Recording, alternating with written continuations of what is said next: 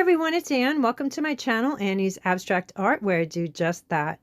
I know sometimes looking at a piece like this where it looks very weathered and distressed and it has so many different markings and hues and textures, it can be really overwhelming and a little confusing about where to start, what kind of layers are needed, what tools are needed, what colors should be used, how to get contrast.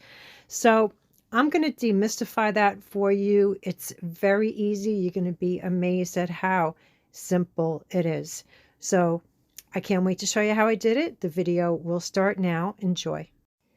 So starting on a pre-gessoed 6x6 canvas board, I'm using 3 colors by FolkArt. This first one, the blue one, is Blue Echo. The second one is Raw Sienna. And the last one is Raw Umber. And once they were all down, all these dots, I used a PVC plastic card to gently pull the paint down and to mix them right there on the canvas, but to get all of the skips. So I started very slowly, and then once I saw what was happening on the canvas, I knew where I needed to press a little heavier, where to go lighter, and then started swiping horizontally. So I started vertically, and then once you see what you're working with, you can see right over that Blue Echo. I went right over it with the browns, and they're blending on the canvas, but they're not getting muddy. You can still see each color, and I'm leaving some of the white.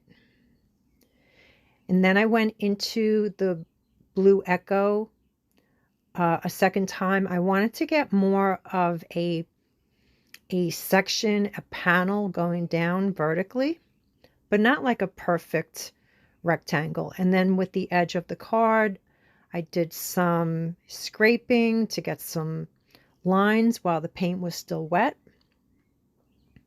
versus using a white gel pen or anything like that.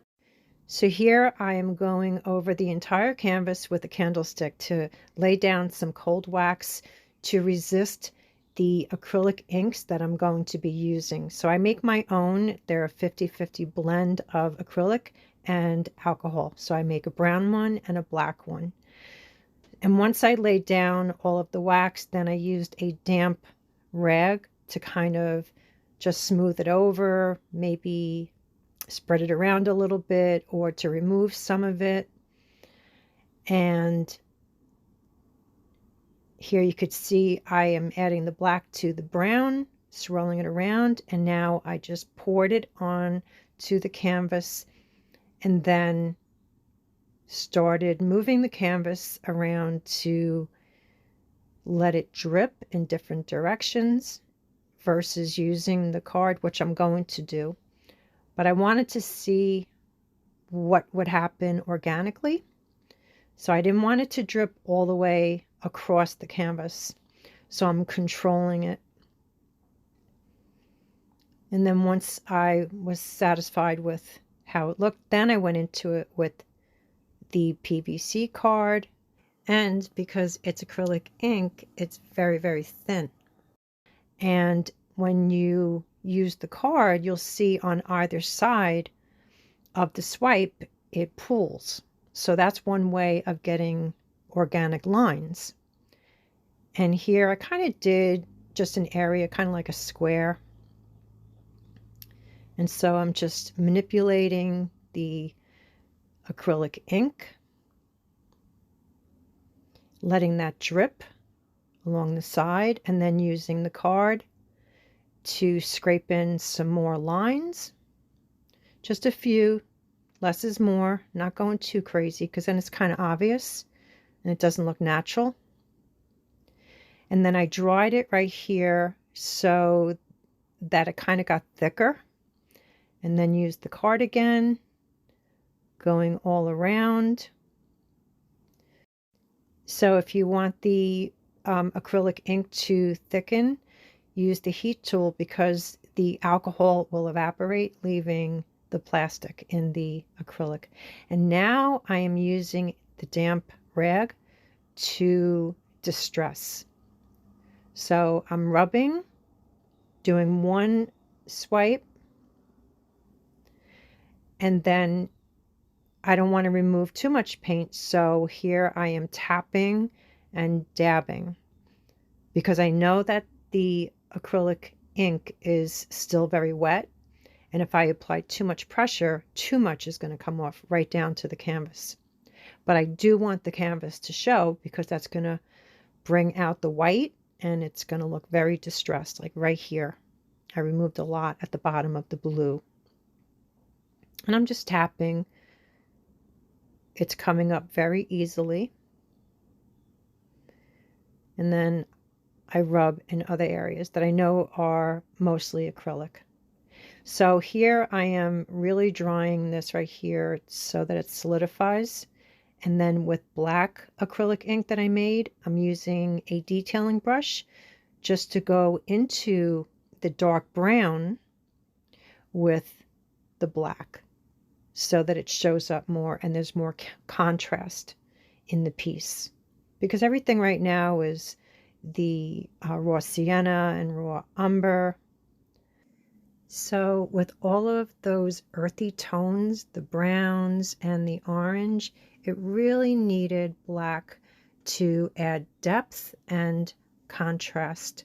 So depending on the size of your canvas, it could be very, very tedious or just pretty simple, especially with a small canvas like this, 6x6.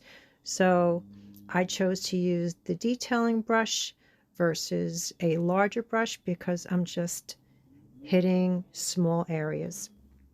And then I go a little heavy at the very bottom. I do almost like a little square right here. And then there's an area right next to it that I fill in with the brown. And I added quite a lot right there. So I used a little bit of plastic wrap just to pull some up. And now with the sponge, I am doing a square with the blue echo.